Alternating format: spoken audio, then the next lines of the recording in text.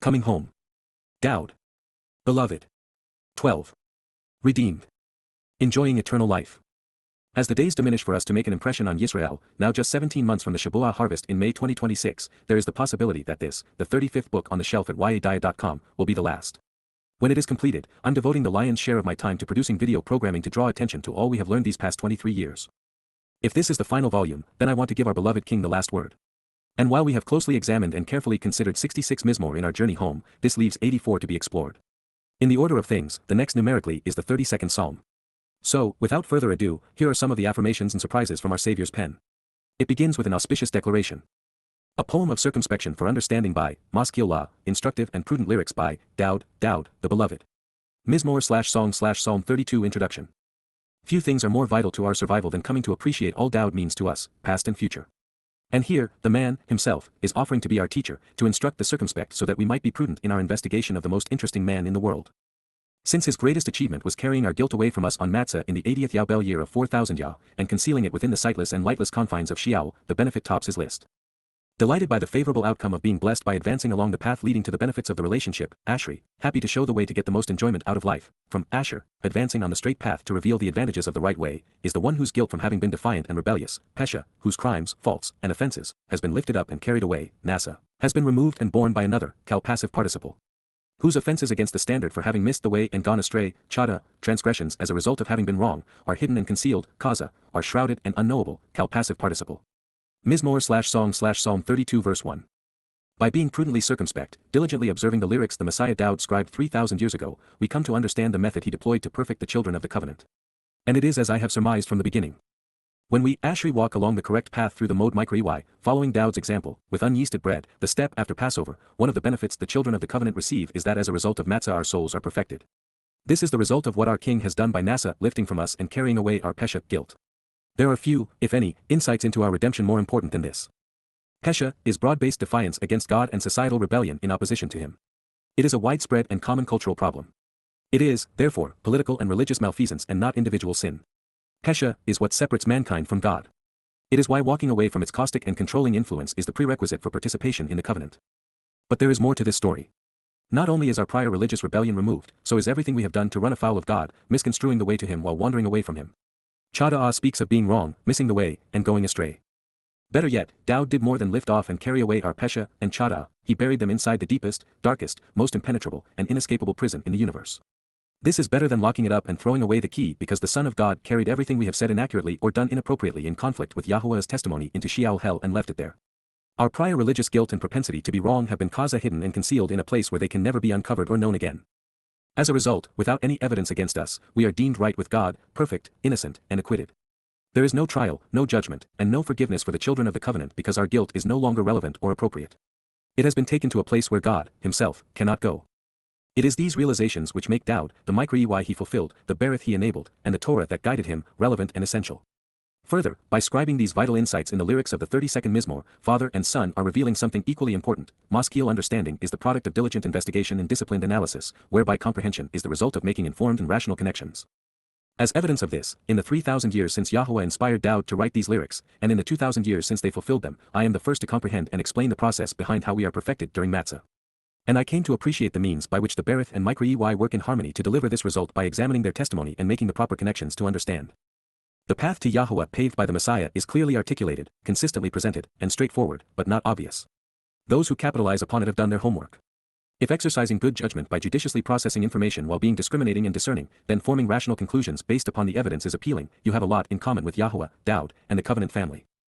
As a result of what father and son accomplished during the spring YYV3C12, particularly during Chag Matzah, we appear perfect in God's sight. Pleased and fortunate, blessed by advancing along the correct path leading to the benefits of the relationship, Ashri, happy to show the way to get the most enjoyment out of life by advancing on the straight path to reveal the advantages of the right way, is the man, Adam, the person, to whom, Lahu, concerning him, Yahowah, accurately transliterated based upon Haya and Torah, does not impute or consider, lo, Chashub, does not reckon, regard, or record, guilt or injustice. As a result of twisting and distorting the truth, A1, wrongdoing and liability associated with bending, corrupting, and perverting the evidence, and in whose breath and spirit, Wabi'a Rowaku, or in his mind, heart, and response, there is no deceit, lethargy, or ineptitude, Ayin Ramya, there is no treachery or fraud, laziness or shiftlessness, refusing to work or engage. Mizmor/Song/Psalm 32 verse 2. This is an affirmation of what we just read. The reason that Dowd took our guilt into Sheol, leaving it there, is that it can no longer be imputed against us. Therefore, while I was once religious and political, the liability I incurred for this wrongdoing no longer exists. And so there is no longer the breath or spirit of deceit within me. I was pleased to read that there is more to Ramyah than deceit. It speaks of lethargy and ineptitude, being lazy and shiftless. And what this suggests is that those who have been perfected by matzah are committed to sharing the benefit. Having found and acted upon the means to enjoy the covenant, we know how vital it is to work with Yahuwah to convey what we have learned. Serving with God is so germane to our relationship, it's hard to imagine otherwise. It is the most rewarding and beneficial job on earth. Affirming that Dowd deployed Ramyah expecting us to appreciate the fact that a relationship has very little value if we don't contribute to it, he goes all in with this concept, taking it much further than I would have thought.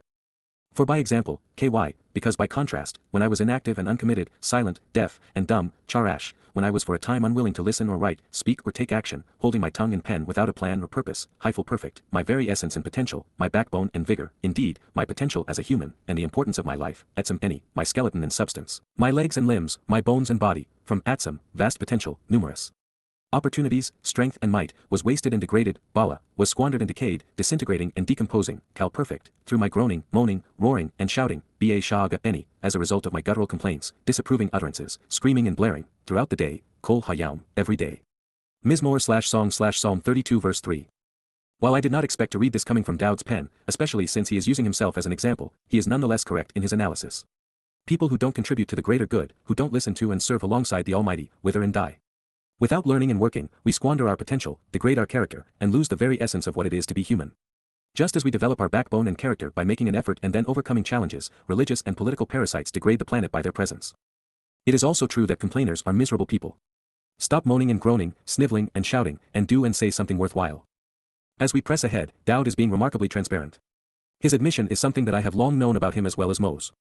Over the course of 40 to 60 years, they broke down and wore out.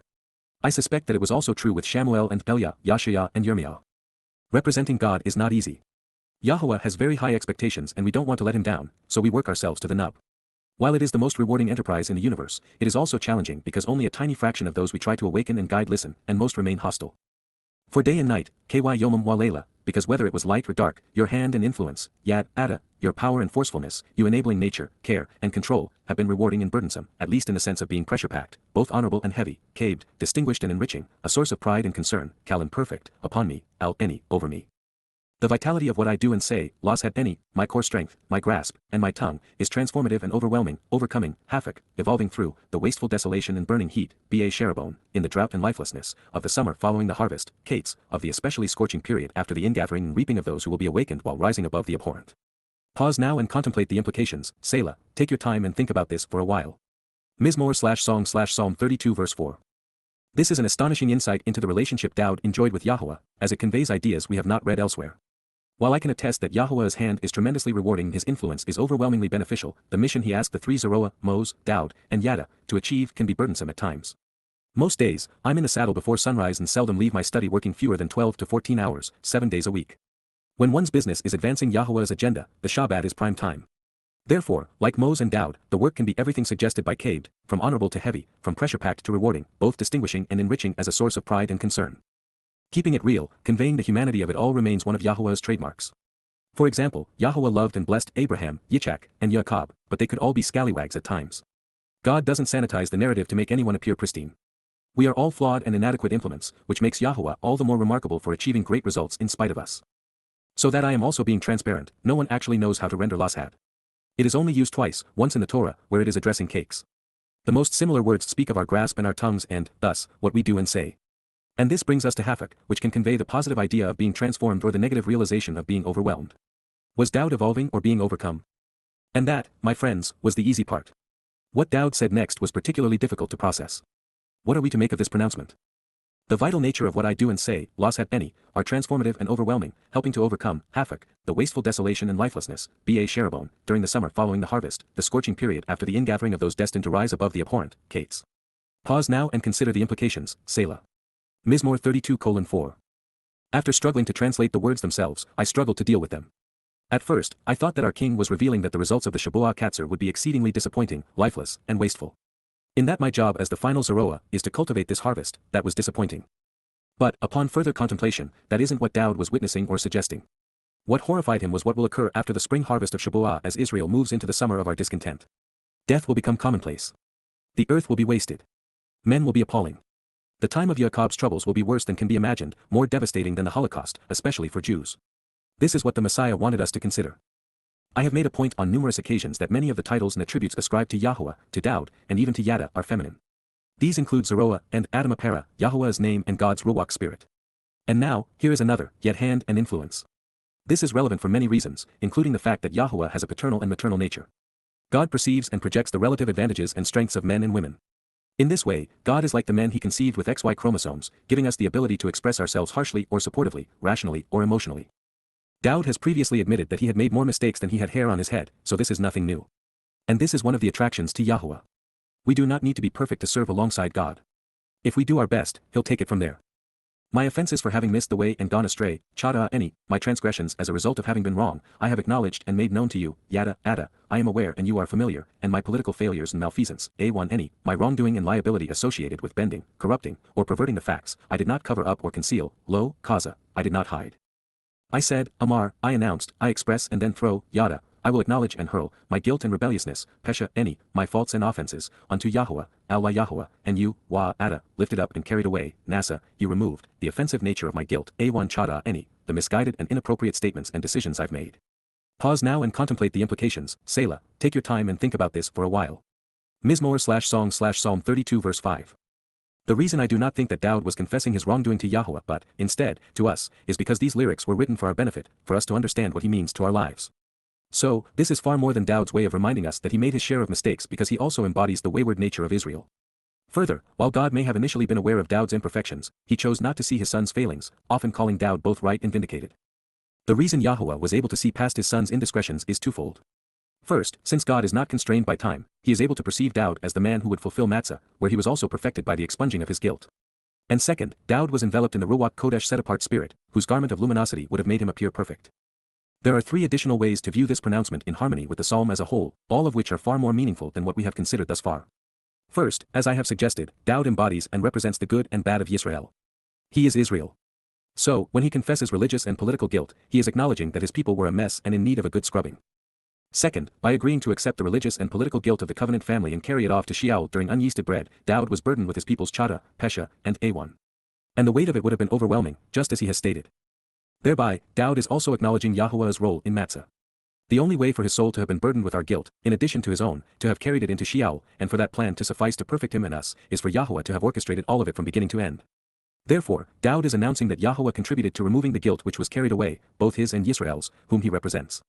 Simply stated, father and son work together to deliver the benefits of the covenant. Third, men do not wake up one morning and tell God that they want to accept everyone's guilt, be slaughtered, and then go to hell. But since the Messiah perceived the need to do all three, decided this was appropriate, volunteered for the mission, convinced God that it was the right decision, earned his Father's unconditional support, and then not only witnessed what he would endure, but wrote about it so that we might know and benefit, he had some really good reasons. And some of these are expressed in this Mizmor, which is to say that he had made his share of mistakes and Israel was a religious whore. Since he was king, Dowd felt responsible, and he recognized that something needed to be done or there would be hell to pay. Having studied the Torah, he realized that his highest calling was to fulfill Pesach, Matzah, and Bikurim. Not only would he earn his Father's admiration and save his people from themselves, he would earn our respect, making it possible for him to lead us through time. In this way, a brilliantly inspired and articulate king became the perfect leader of men. Returning to the opening line of this Mizmor, becoming circumspect to understand Dowd, I have an important message. Dowd's testimony throughout the Psalms, coupled with the proclamations of the prophets, make it obvious that Dowd, as the Son of God, fulfilled the spring Mikri Y. And while I was the first, and still only, individual over the millennia to accept and share this realization, I was hesitant initially, even though it is so well attested. However, until such time as I could explain how he came to recognize his role, why he volunteered, and why Yahuwah not only allowed it, but endorsed his son's decision, I had to hold these cards, a royal flush in hearts, close to my chest until about a year or so ago. That said, since this is Volume 3 of the Coming Home series, assuming you have read A Voice and Messiah prior to Beloved, you are cognizant of how I was able to deduce these answers. And as a result, I was finally at liberty to share the greatest discovery in human history. In this light, I bring you Dowd's next exhortation, one which is near and dear to my heart. Therefore, upon this, al-Zoth, regarding this, let's choose on our own initiative to ponder the implications of intervention, Palel, apart from societal influences, and of our own volition, let's provide a sound argument in justification to intercede and for mediation to resolve the rift in the agreement, Hitpil in perfect Jussive. Concerning this time which is approaching, near this period, everyone who is devoted to you, kol chasid el ada, all who are godly, loyal, and dedicated to you, and who are set apart and distinct, separated from others, surely, but to the exclusion of the vast majority, will discover, encounter, and experience, matzah, you will learn about and discover, obtain the benefit of and be located within, the torrential outpouring, lashatef, the approaching and overwhelming effusion and inundation, of the great and abundant, plentiful and extensive, waters, maim. Concerning this, who, in reference to this, they will no longer be stricken by the plague or be driven away, naga, they will no longer be assaulted or destroyed, hyphal imperfect. Mizmor/Song/Psalm 32 verse 6. Throughout the Torah, the only case for intervention is presented in concert with the mode y, notably on Pesach, with the lamb, but also with the instructions pursuant to Shabuw'ah, Towrah, and Kippurim where a ram, bull, and goat served in this capacity. Since we have read this as Dowd speaking to us about what he was prepared to achieve, do you suppose he wants us to consider the case he has made and the resulting implications for interceding on behalf of the covenant family during the spring y? Or is he now addressing another mode restoring witness, say Teruah? The case for trumpets begins with the realization that the souls gleaned on this occasion will have become harvestable members of the covenant family as a result of capitalizing upon what Dowd achieved during Chag Matzah. This perspective is consistent with what we read in 32:1 and 2. A poem of circumspection for understanding the lyrics presented by Maskiolah, Dowd.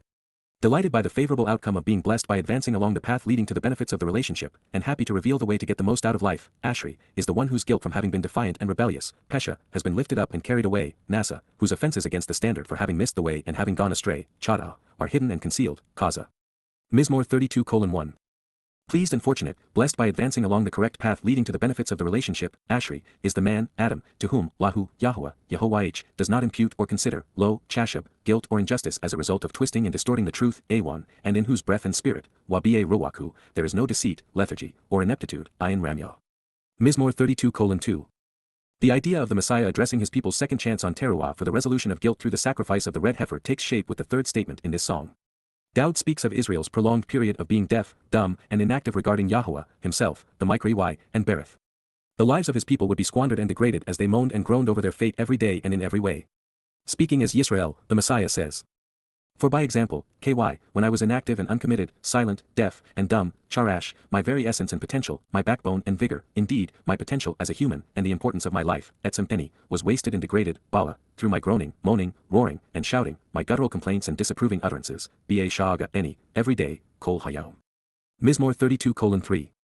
Dowd is speaking to Yisra'elites, who will have survived the time of Yaakov's troubles, beginning in the late spring on Shabuw'ah 2026 and continuing through the summer in which things heat up against God's people. This time of wasteful desolation and lifelessness in the aftermath of the Katzir harvest on the promise of 7 is resolved when the remaining mortal remnant of Yisrael listens to the essential nature of what Dowd has written and accepts what he has done for his people. The vital nature of what I do and say, is transformative and overwhelming, helping to overcome, the wasteful desolation and lifelessness, Sherabon, during the summer following the harvest, the scorching period after the ingathering of those destined to rise above the abhorrent, Kates. Pause now and consider the implications, Selah. Mizmor 32:4. If speaking for himself, there was no point in time when the king acknowledged his rebelliousness or tossed it at Yahowah. Dowd made mistakes, but he was never religious or offensive in his relationship with God. But, when we view the Messiah representing Israel, then there is a moment in time when they will have the opportunity to admit that they have been wrong and to then hurl their guilt at the provision Yahowah will be providing. This is the express purpose of the cleansing waters and purging flames associated with the sacrifice of Dowd's Basar herald as the Adam Apara, the productive man of the earth. Every offense will be carried away and removed, including the nation's prior propensity to have been political and religious. My offenses for having missed the way and gone astray, I have acknowledged and made known to you, Yada, and my political failures and malfeasance, I did not cover up or conceal, Kaza. I said, Amar, I express and then throw, acknowledge and hurl, Yada, my guilt and rebelliousness, my faults and offenses, Pesha, unto Yahowah, Yahowah, and you, will lift up and carry away, completely removing, Nasa, the offensive nature of my guilt, all of my misguided religiosity, and my inappropriate political decisions that I have made, A1 Chada. Contemplate what this means now, Selah. Mizmor 32:5. With all of this in mind, our king is encouraging the remaining vestige of his people to step away from the religious and political allegiances that have led to them being demeaned, degraded, and assaulted. They finally take the initiative to contemplate God's intervention during Yom Teruah. Those who missed the lacket gleaning the prior evening on September 23, 2033, and now have witnessed the corporeal manifestation of Satan the adversary bludgeon Yada, the final witness, to death, and are listening to and observing what Elia and Yahowah are doing surrounding the sacrifice of his bloody Basar body, are being provided with the last opportunity to come clean. At this moment, Yahowah will be unleashing a torrent of water from beneath the Temple Mount and then igniting towering flames, which will protect the set apart from the plague of death that has come to kill them. Therefore, regarding this, let's choose on our own initiative to ponder the implications of intervention, and apart from societal influences, let's seek to understand the justification for interceding to resolve the rift in the relationship, Palel. Concerning this time which is approaching, everyone who is devoted to you, all who are now godly, dedicated, and loyal to you, Kol Chasid El Ada, and who are set apart and distinct, separated from the majority, will discover, encounter, and experience, benefiting by being located within, Matzah, the torrential outpouring and effusive inundation, Lashatef, of the tremendous and abundant, waters, Maim. Because of this, Elhu, they will no longer be stricken by the plague or be driven away, neither assaulted nor destroyed, Lo, Naga. Mizmor 32:6. This is the time to bask in Yahowah's fiery light, to listen to his voice resonate within our souls, and to dance in his living waters. It is the time to end the time of Israel's troubles. This is the Yom Teruah sacrifice of the Adam Apara. The adulterous woman is now ready to re-engage with God and King. Our Messiah's impassioned plea for his people is to come clean. This will be the last opportunity to resolve their religious and political guilt and to heal the rift in the relationship. It is time to step away from religion and politics and let Yahuwah and Dowd rid the planet of their ill effects. Therefore, Dowd has transitioned from presenting himself as our savior to representing the people who need what he is offering. He is presenting himself as Yisrael and explaining what must occur for his people to celebrate his return, now just 10 days away. Yom Teruah on the Shabat of Saturday, September 24, 2033 / the first day of the 7th month in year 6000 Yah, is an occasion for celebration. By striking the Adam Apara on this occasion, Satan will have sealed his fate, as will the Muslims, who, as part of Allah's demonic death cult, will have murdered Jews for him. They will be dispatched to Sheol, their lifeless bodies incinerated in the flames and washed away in the process. Yisrael is now safe. Even better, the surviving remnant is now prepared to enter Yahuwah's presence, doing so for the first time since they last parted 3,480 years ago. You are a protective covering for me, sheltering me, Ada Cedar La'eni, you fortify and dwell with me, concealing me, from trouble, from the adversary, and from unfavorable circumstances, Minzar, adversaries, adversity, anguish, and aggravation. You guard and protect me, keeping me safe, Natsar Eni, you watch over me, maintaining my security. You surround me, Sabab Eni, you encompass me, with exuberant expressions, shouts, and songs, Ron, with exhortation and encouragement, of deliverance, palette, of security. Think about why this is appropriate, Selah, consider the implications. Mizmor/Song/Psalm 32 verse 7. The Ethzar time of troubles is over. The celebratory homecoming and family reunion is now inevitable. It is time for Yisrael to sing along with her most accomplished lyricist and songwriter, the Messiah and King, the Son of God and Savior, Dowd. It is only appropriate since Yahuwah loves the voice and lyrics of his Son. And it is the Son of God, our Messiah and King, who did this very thing. But now, we are listening and learning. I will impart insights and understanding to you, Sakal Ada, I will teach you how to be prudent and succeed, and teach you, instructing and directing you, Yara Ada, and I will guide you, in the way, Ba Derek, in the path, which you should walk, Zuhalak, that you should go. I will advise and counsel you, Yahatz Al Ada, I will share the plan with you, with my vision and understanding, Ein Eni, with my perceptions and perspective regarding my appearance and form. Mizmor/Song/Psalm 32 verse 8. While Moses was superb, no one did this better than our counselor and king. And this is largely because Dowd was, first and foremost, an outstanding student, one who was accomplished at accomplishing what he learned. And since Yahuwah chose, supported, loved, and touted him above all others, wouldn't it behoove us to follow his example and heed his advice? As is typically the case, there is more to learn when we scratch well beneath the surface. For example, Sakal speaks of succeeding by being prudent about the path to God. This is why this book, among many others under the YAHOWAH brand, is so illuminating. There are thousands of previously unheralded insights into the things that matter most woven into these pages. Also noteworthy, Yara is the actionable root of Torah. It speaks of a source from which guidance flows regarding directions and instructions, providing guidance and teaching. There is but one path to walk from the material world to Yahuwah's presence in Shemaim, and it is through the Moedim restoring witnesses Dowd and Yada have and will fulfill. The advice and counsel of our King is to follow him, especially since he opened the door to life for us, perfected us so that we can enter God's home, and then signed our adoption papers for covenant membership. Also meaningful, Dowd wants us to see these things from his perspective and to grow in understanding as a result. By using Ein, he is even expecting that we will be able to visualize him as our shepherd and the lamb, as Messiah and King, and as the Son of God and Savior. But not everyone will play along. There are far too many donkeys among us. Do not be like Al-Hayakah, a stallion or swallow, says, proud of one's prowess or bird-brained, especially like a donkey, ka-paired, like a mule and ass with a stubborn and nasty disposition, without understanding, Ein byn, unable to reason or make rational connections to comprehend. Even with bridle and rein, Ba miteg wa rezin, his yearnings and desires, Audihu, must be restrained and held in check, Labalam, must be curbed and muzzled, or it will not stay near you, Baal Karab el Ada. Mizmor/Song/Psalm 32 verse 9. Stallions are proud, birds have wee little brains, and donkeys can be asses with irascible dispositions, kind of like some people I know, as did Dowd. So, his advice, and mine, is to check your attitude at the door and stop acting like jackasses. Open your mind and start thinking. Understanding alone will lead you to God, and it is not possible in a calloused heart or constipated brain. So let's be clear, when it comes to the covenant relationship and the promised land, Yisrael and Yehudim have been flight risks and are prone to stray for long periods of time. It's time to change and become receptive to Yahuwah leading in Dowd's leadership. This Mizmor is a prime example. Its brilliance has gone unseen for 3 millennia and its lyrics have fallen on deaf ears. Without BYN making the connections between things to comprehend their relationship and meaning, we would have remained among the many who do not understand. And for them, there is an annoying pattern. Numerous and abundant, rab, great and intense, is the mental anguish and emotional suffering, Maccabee, are the grief, pain, and unhappiness, of the wickedly unrighteous and criminally guilty, Rasha, the condemnable.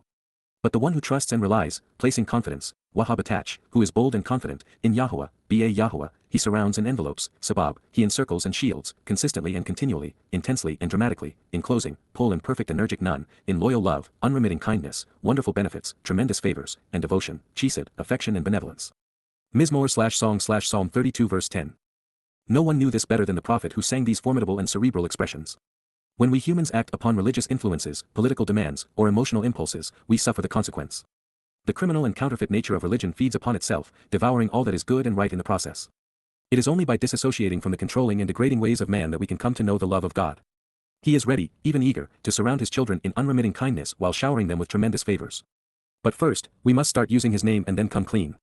Yahowah does not respond to abhorrent names or embrace human malfeasance. It is by being right about Yahowah that we earn the right to sing with him. And the first step in that direction is an open mind and positive attitude. God does not associate with miserable people. Those who are right, tzaddik, the correct and vindicated, rejoice with Yahowah, Samak Ba Yahowah, delight in Yahowah, and are glad, displaying a positive attitude, YGYL, enjoying the favorable circumstances. So, you should want to shout for joy, Waranan, choose to sing a joyful tune, highful imperative, all whose judgment, thinking, and motivations are correct and straightforward, Kol Sasher Leb, everyone whose inclinations and disposition is on the level, upright, and honest, showing integrity. Mizmor/Song/Psalm 32 verse 11. He's God, and he is really smart. No matter how crafty someone may perceive themselves, they cannot fool the Almighty. Just as he does not associate with depressing people or religious scum, he has no tolerance for those who are not straightforward, on the level, upright and honest. To be with God, act like him. To sing from the same songbook as our Messiah and King, we find ourselves knowingly and joyfully proclaiming his lyrics. A poem of circumspection for understanding the lyrics presented by Maskiolah, Dowd. Delighted by the favorable outcome of being blessed by advancing along the path leading to the benefits of the relationship, and happy to reveal the way to get the most out of life, Ashri, is the one whose guilt from having been defiant and rebellious, Pesha, has been lifted up and carried away, Nasa, whose offenses against the standard for having missed the way and having gone astray, Chada, are hidden and concealed, Kaza. Mizmor 32:1. Pleased and fortunate, blessed by advancing along the correct path leading to the benefits of the relationship, Ashri, is the man, Adam, to whom, Lahu, Yahowah, Yahowah does not impute or consider, chashab, guilt or injustice as a result of twisting and distorting the truth, Awan, and in whose breath and spirit, Wabi'a Rowaku, there is no deceit, lethargy, or ineptitude, Ayin Ramyah. Mizmor 32:2. For by example, KY, when I was inactive and uncommitted, silent, deaf, and dumb, Charash, my very essence and potential, my backbone and vigor, indeed, my potential as a human, and the importance of my life, Etzem Eni, was wasted and degraded, Bala, through my groaning, moaning, roaring, and shouting, my guttural complaints and disapproving utterances, Ba Sha'aga Eni, every day, Kol Hayom. Mizmor 32:3. The vital nature of what I do and say, Lashat Eni, is transformative and overwhelming, helping to overcome, Hafak, the wasteful desolation and lifelessness, Ba Sharabon, during the summer following the harvest, the scorching period after the ingathering of those destined to rise above the abhorrent, Kates. Pause now and consider the implications, Selah. Mizmor 32:4. My offenses for having missed the way and gone astray, Chada Eni, I have acknowledged and made known to you, Yada, Ada, and my political failures and malfeasance, A1 Eni, I did not cover up or conceal, Kaza. I said, Amar, I express and then throw, acknowledge and hurl, Yada, my guilt and rebelliousness, my faults and offenses, Pesha Eni, unto Yahowah, Allah Yahowah, and you, Ada, will lift up and carry away, completely removing, Nasa, the offensive nature of my guilt, all of my misguided religiosity, and my inappropriate political decisions that I have made, A1 Chada Eni. Contemplate what this means now, Selah. Mizmor 32:5. Therefore, regarding this, Al-Zoth, let's choose on our own initiative to ponder the implications of intervention, and apart from societal influences, let's seek to understand the justification for interceding to resolve the rift in the relationship, Palel. Concerning this time which is approaching, everyone who is devoted to you, all who are now godly, dedicated, and loyal to you, Kol Chasid El Ada, and who are set apart and distinct, separated from the majority, Rak, will discover, encounter, and experience, benefiting by being located within, Matzah, the torrential outpouring and effusive inundation, Lashatef, of the tremendous and abundant, Rab, waters, Maim. Because of this, Elhu, they will no longer be stricken by the plague or be driven away, neither assaulted nor destroyed, Naga. Mizmor 32:6. You are a protective covering for me, sheltering me, fortifying me while now dwelling with me, protecting me, Ada Cedar La Eni, from trouble, especially from the adversary, and from unfavorable circumstances, Minzar. You guard and protect me, keeping me safe, Natsar Eni. You surround me, Sabab Eni, with exuberant expressions, shouts, and songs, Ran, of deliverance, Palette. Think about why this is appropriate, Selah. Mizmor 32:7. I will impart insights and understanding to you, Sakal Ada, and teach you, instructing and directing you, guiding you, Yara Ada, in the way, Ba Derek, which you should walk, Zuhalak. I will advise and counsel you, Yahatz al Ada, with my vision and understanding, my perceptions and perspective, particularly regarding my appearance, Ein Eni. Mizmor 32:8. Do not be like, Al Hayakah, a stallion or swallow, overly proud or bird-brained, says, especially like a donkey with a nasty disposition, ka-paired, without understanding, unable to form rational associations to comprehend, Ein Byn. Even with bridle and rein, Ba Miteg Warezin, his yearnings and desires, Adihu, must be restrained and held in check, La Balam, or it will not stay near you, Bal Karab el Ada. Mizmor 32:9. Numerous and abundant, Rab, is the mental anguish and emotional suffering, Maccabee, of the wickedly religious and criminally political, Rasha. But the one who trusts and relies, placing confidence, Wahabatach, in Yahowah, Ba Yahowah, he surrounds and envelopes, Sabab, in loyal love, unremitting kindness, wonderful benefits, tremendous favors, and devotion, Chesed. Mizmor 32:10. Those who are right, Tzaddik, rejoice with Yahowah, Samak Ba Yahowah, and are glad, displaying a positive attitude, Wagyl. So, you should want to shout for joy, Waranan, all whose judgment, thinking, and motivations are correct and straightforward, Kol Sasher Mizmor/Song/Psalm 32 verse 11. From the Messiah's lips to our minds, through our eyes into our hearts, may the words of the prophet and king resonate within your soul. Yod Hey Wah Hey.